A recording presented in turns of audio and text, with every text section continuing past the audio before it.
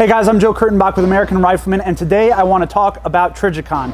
Trijicon has become one of the leaders in battle-proven electro-optics within our industry, and for good reason. Whether you want to talk about the ACOG, Advanced Combat Optical Gun Sight, which can be found almost universally on top of US military rifles, or the RMR, which is becoming even more popular on top of pistols with armed citizens and law enforcement alike. They have done a great job at providing very durable, very versatile platforms for a reflex optic. And of course, using those reflex optics makes it easier to make good, accurate, and fast hits. So talking about that RMR, man, it has become very popular in the last few years, and we've seen a growing trend, particularly among law enforcement and armed citizens, where increasingly they're using a reflex optic like the RMR on top of their personal defense pistols. Now the RMR is very versatile. It works great on top of carbines, shotguns, and of course pistols, but particularly in pistols, it's becoming really a growing trend, and for good reason. Using a red dot reflex optic like the RMR, it makes the hardest part of pistol shooting one of the easiest parts. And what I'm talking about there is, of course, everyone has heard that pistol shooting is all about that strong front sight focus. There are three focal planes. You have your rear sight, you have a front sight, you have the target down range. And using the traditional method of iron sights, you really have to kind of blur two focal planes and focus strongly on that front sight in order to make a good, accurate hit. Using a red dot changes that whole equation. You look at the target, which is the focal plane you want to look at anyway, and then you just superimpose that red dot on top of it and pull the trigger. Very easy to use. But the RMR, like anything, it's not without its drawbacks. For some, the window's a little bit too small. It makes it hard to find the dot on the draw or after recoil. As well, you're a little bit limited in that it is battery operated. So unlike irons, which are always there, you do have to be cognizant of the fact that you're using a powered optic and you need to maintain that optic as well. And with the RMR, it's a bottom mounted optic. So the process for changing that battery, it's a little bit tiresome, just in that you have to remove the entire sight, change the battery, and put the sight back on. So just a few drawbacks, but overall the benefits, well, the benefits outweigh them, and that is why red dots are becoming a growing trend. But Trijicon wasn't happy just being a leader in this field. They're going to take the RMR and address some of the weaknesses of that platform, and they have really improved it in this, the new SRO, or Specialized Reflex Optic. Some of the primary features of the SRO, and it's going to be very familiar compared to the RMR, but there are a couple different features, and one, of course, is the larger window. It is significantly larger, even though the entire platform is not that much larger than the RMR. The window itself, the viewing area, is substantially larger. And what does that mean? For me, when I had an RMR, a lot of the times, if I wasn't practicing with it regularly, when I drew and presented the firearm, that dot was just barely out of sight. I would have to tip the gun down just a touch. Basically, that dot was running right into the crossbar of the RMR. With the SRO, no problem. It's got that extra window above. The dot is right in my view, off the draw, on the presentation, without really any extra training. I just do what I normally do, and there's the dot. Secondly, through recoil, especially on harder recoil guns, this is a 9mm, but on harder recoil guns, that dot can kind of disappear, whether left or right. Just as you manage the recoil shot to shot, you might lose the dot that way. Again, with the larger window, the chances of losing the dot are significantly less. In fact, I have not had any problems keeping the dot in the focus here with this new SRO, so really great advancement there.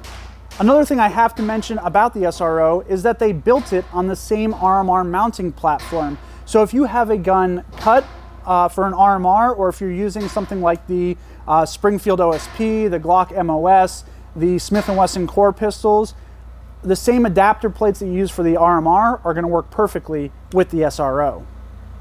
But that's not where the goodness ends, really. They've addressed a couple other things. For one, top loading battery. That is a huge deal for some people. I mean, it just makes, when you're talking about an optic and you zero it to a firearm, nobody wants to remove that optic then and have to put it back on and reconfirm zero. And it's using the same CR2032 batteries that the RMR use, so very commonly available.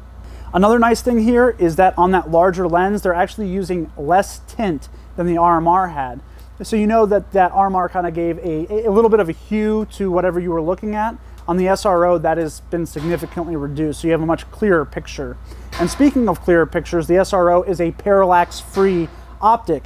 Now, what does that mean to you? Basically, one of the advantages of using a reflex sight is that regardless of your body position, if you can put that red dot and transpose it over your target, you should have a hit if it's properly zeroed to the firearm.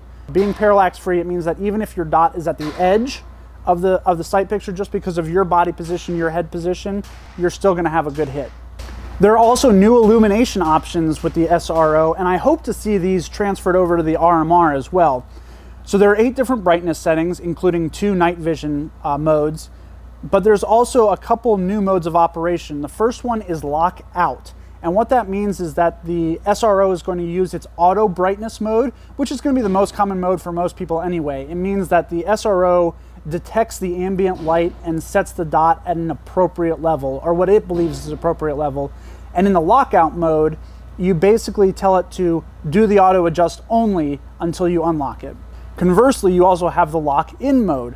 If you would prefer to have your SRO set at, say, brightness level 6, and you don't want to mess with auto brightness, and you don't want to risk the dot being adjusted by inadvertent contact to the buttons, you can lock that setting in so that you know it's going to be at brightness level 6.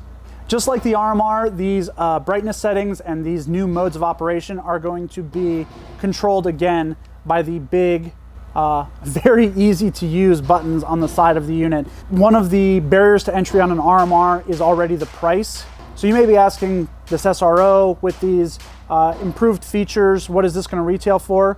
Well, the MSRP is only $40 more than the RMR, so they're going to be very comparably priced at the counter.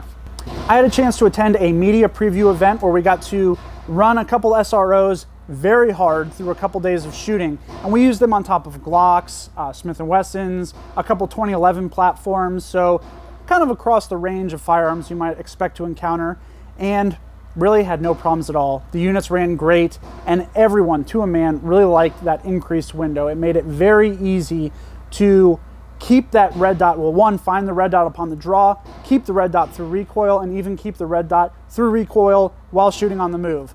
We also ran these things very hard. I think I probably shot about 1,000 to 1,200 rounds in those 2 days, but we also did a lot of wounded shooter type stuff, so a lot of one-handed manipulations, and we really cram-jammed the crap out of these SROs. We made them work for it, and you know, I actually spent a good 2 hours just beating on one of these. In fact, I think we have a picture of that here. And not only did it not break, I immediately picked it up from beating it against barriers, metal, wood, and shooting 7-yard targets. I immediately picked it up, aimed at the 150 target, hit it twice in a row. Transitioned over to the 200-yard target, hit it 3 times in a row. So not only did it not break, it held at 0. And I gotta tell you, again, another advantage of using these red dots is those long shots become very possible. So only good things to say. I really can't wait to see production models of the SRO and put them through their paces. But these are going to be a new introduction. I think they're introducing them at the NRA annual meetings and exhibits in Indianapolis, Indiana. So look forward to seeing these Trijicon SROs. And if you want to learn more, of course, you can go to trijicon.com.